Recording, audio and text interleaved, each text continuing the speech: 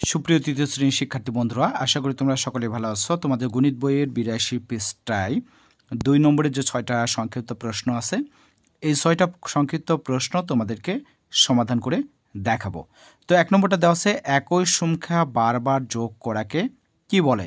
একই সংখ্যা বারবার যোগ করাকে বলা হয় গুণ। তাহলে ১ নম্বর প্রশ্নের উত্তর হবে গুণ। তাহলে গুণ কাকে বলা হয়? একই সংখ্যা বারবার যোগ করাকে।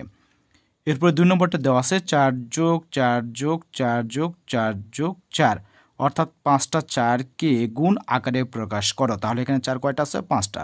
তো প্রথমে আমরা ৪ লিখব, দেন আমরা গুণ চিহ্ন দিয়ে ৫ লিখব, যেহেতু এখানে ৫টা ৪ আছে। এরপরে ৩ নম্বরটা দেওয়া আছে, একই সংখ্যা বারবার বিয়োগ করাকে কি বলে? বলা আছে একই সংখ্যা বারবার বিয়োগ করাকে বলা হয় ভাগ। তাহলে ভাগটা কি? একই সংখ্যা বারবার বিয়োগ করাকে। এরপর ৪ নম্বরটা দেওয়া আছে, ১৩৬ থেকে কতবার ৪ বিয়োগ করা যায়? তাহলে ১৩৬ থেকে কতবার ৪ বিয়োগ করা যায় এটি বের করার সহজ যে পদ্ধতি সেটি হলো ১৩৬কে ৪ দিয়ে ভাগ করতে হবে।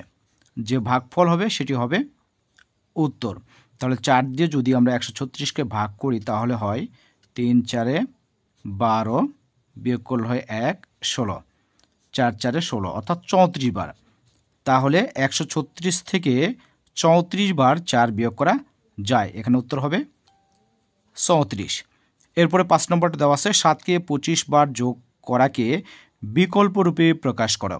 তাহলে ৭কে ২৫ বার দেওয়া আছে, তার মানে এটাকে আমরা লিখতে পারি ৭ গুণ ২৫। এরপরে ৬ নম্বরটা দেওয়া আছে, ৩ বার ১৮ যোগ করাকে বিকল্প রূপে প্রকাশ করে। এখানে বলা আছে ৩ বার ১৮, তার মানে প্রথমে লিখবা তোমরা ১৮, এরপর গুণ চিহ্ন দিয়ে লিখবা ৩।